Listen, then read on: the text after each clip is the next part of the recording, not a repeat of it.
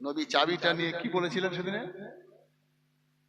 আপনার আমার নবী বললেন, ও চাচা, চাবির জন্য লড়াই নয়, মাতব্বরির জন্য লড়াই নয়।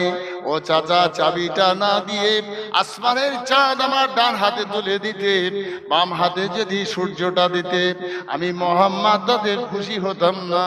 বরং চাচা শুনে নাও, তুমি যদি পরকালের ভাবনাটা ভেবে একবার কলেমা শরীফটা পড়ে নিতে, আমি মুহাম্মদ বেশি খুশি হতাম।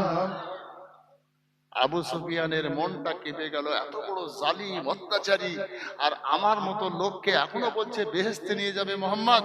দেরি না করে হাতটা ধরে বলছেন, বাবা দাও কলেমা পড়ি। একটু জোরে বলেন।